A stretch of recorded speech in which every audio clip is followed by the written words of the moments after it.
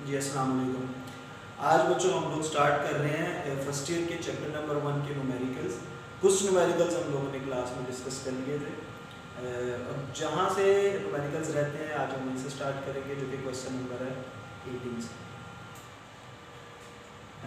ये हमारा chapter number 1 का जो रिमेनिंग पोर्शन है जो कि न्यूमेरिकल का था, उसको आज हम स्टार्ट करने जा रहे हैं।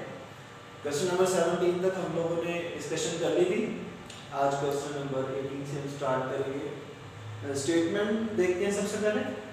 An unknown metal M reacts with S means sulfur to form a compound with a formula M2S3। एक मेटल है, अननोन है, वो सल्फर के साथ रिएक्ट करती है, एक कंपाउंड बनता है जिसका फॉर्मूला है M2S3। अब हमें क्या गिवन है? If 3.12 gram of metal reacts with exactly 2.88 gram of sulfur, what are the names of metal M and compound M2S3? अब दो चीजें हमें दी गई हैं, मेटल का गिवन मास और सल्फर का गिवन मास, जो कि एक है 3.12 और दूसरा है 2.88 ग्राम। अब आपने दो चीजें बेटे फाइंड करनी है, मेटल M के अननोन मेटल इसका नाम क्या है, और दूसरा ये जो हमारा प्रोडक्ट है ये क्या है। अगर मेटल पता चल जाएगी तो ऑटोमेटिकली हमें प्रोडक्ट का भी पता चल जाएगा। अब नीचे जाते हैं, हमारा गिवन डाटा क्या है। Given data, mass of metal M is equal to 3.12 gram, mass of sulfur 2.88 gram, name of the metal ये हमने फाइंड करना है, हमारा रिक्वायर्ड है, एंड कंपाउंड नेम।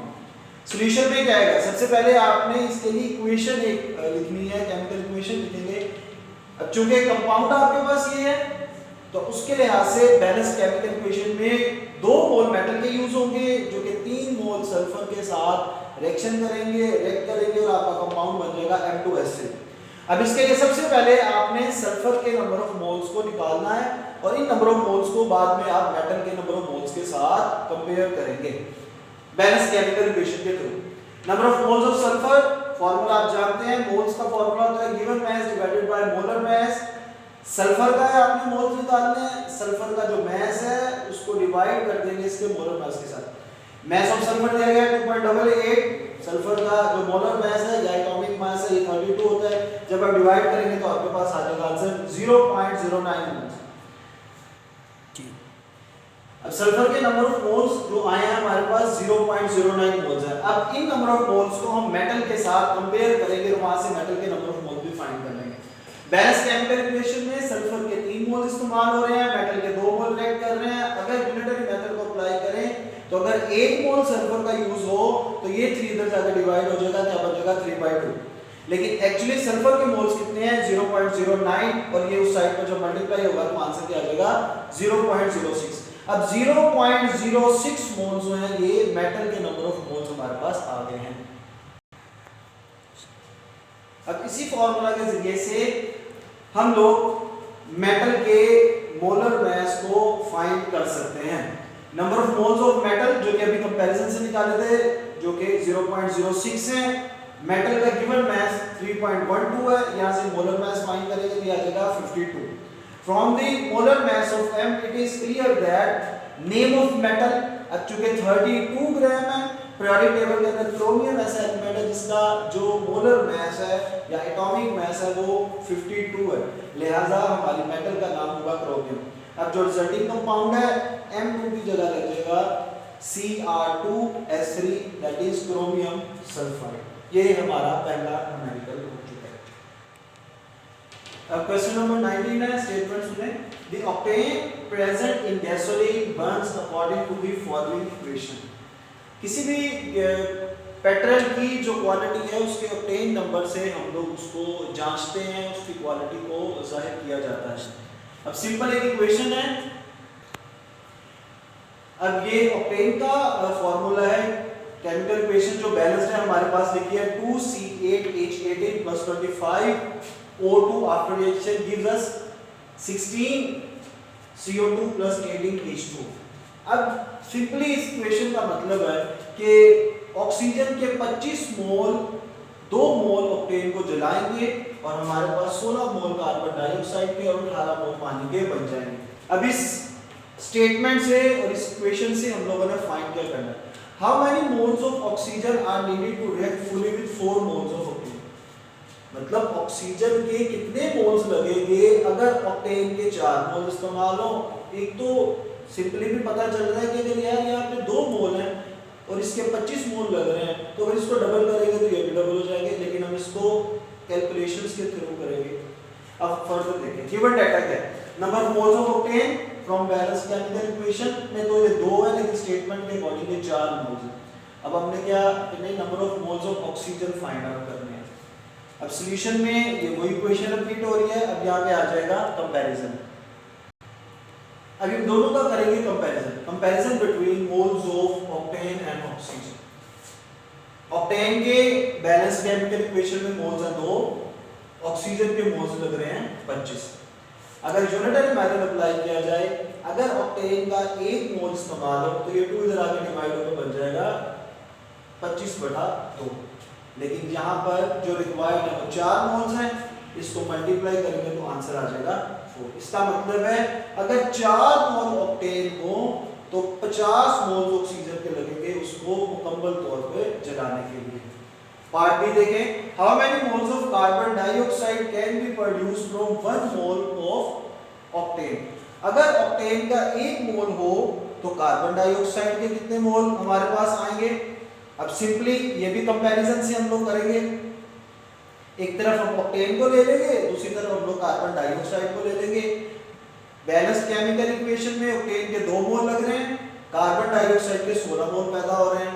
अगर यहाँ पर 1 मोल ऑक्टेन का हो तो ये डिवाइड हो जाएगा 16/2, लेकिन एक्चुअली हमें चाहिए भी एक ही है जो रिक्वायरमेंट है स्टेटमेंट से, तो ये 8 मोल कार्बन डाइऑक्साइड के प्रोड्यूस। बहुत ही आसान सा कंपैरिजन है जो कि हम करते जा रहे हैं।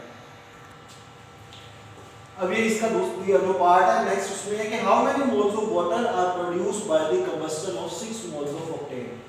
बैलेंस केमिकल इक्वेशन में 2 मोल ऑक्टेन के इस्तेमाल हुए हैं और उससे हमें 18 मोल्स वाटर के हासिल हुए हैं। अब यहाँ पर अगर 6 मोल ऑक्टेन के हो तो पानी के कितने मोल्स बनेंगे।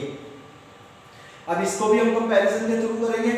एक तरफ ऑक्टेन ले लेंगे, दूसरी तरफ वाटर ले लेंगे। ऑक्टेन के बैलेंस केमिकल इक्वेशन में 2 मोल इस्तेमाल हो रहे हैं, वाटर के 18 मोल इस्तेमाल जो कि हमें प्रोड्यूस हो रहे हैं। अगर इसका 1 मोल हो तो इसके बन जाएंगे 18/2, लेकिन हमें ऑक्टेन के 6 मोल से बनने वाले वाटर मॉलिक्यूल्स को कैलकुलेट करना है, उसके मोल्स को कैलकुलेट करना है। तो जब ये मल्टीप्लाई करेंगे इसके साथ तो हमारे पास 54 मोल्स जो है पानी के वो हासिल हो जाएंगे।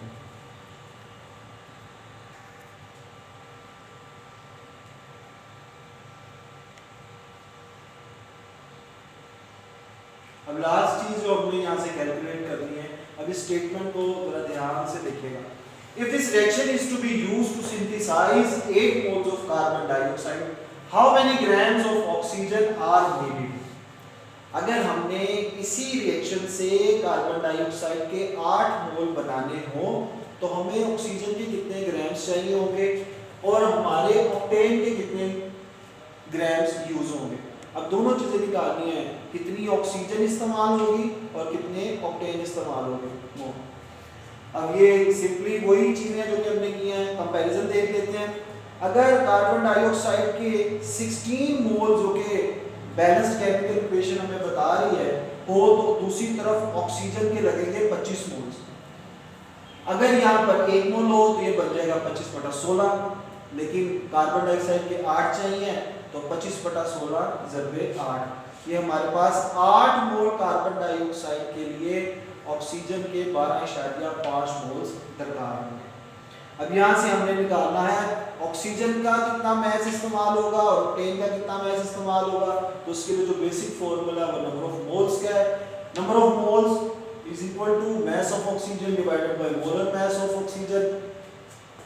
अब यहाँ पर ऑक्सीजन के मोल्स हैं 12.5, मोलर मैस इसका 32 है। जब ये मल्टीप्लाई होंगे तो ऑक्सीजन के ग्राम्स आ जाएंगे 400 ग्राम। कंपैरिजन हम लोग करेंगे कार्बन डाइऑक्साइड और ऑक्टेन के दरमियान। बैलेंस केमिकल इक्वेशन में 16 मोल्स कार्बन डाइऑक्साइड के पैदा हो रहे हैं और 2 मोल लग रहे हैं ऑक्टेन के। इस तरह यूनिटरी मेथड अप्लाई करेंगे तो जो हमारे पास 8 मोल कार्बन डाइऑक्साइड बनाने के लिए 1 मोल ऑक्टेन का चाहिए होगा। अब यहाँ से उसी तरीके से हमने मास ऑफ ऑक्टेन निकालना है, तो जैसे हमने ऑक्सीजन के लिए किया है बिल्कुल उसी तरह हम लोग ऑक्टेन के लिए करेंगे। हमारे पास ऑक्टेन के मोल है 1, इसका मोलर मास है 114, मास निकालना है, मल्टीप्लाई करेंगे तो आंसर आपके पास आ जाएगा 140 ग्राम। ये वो मास है जो कि दरकार होगा कार्बन डाइऑक्साइड के मोल्स को बनाने के लिए।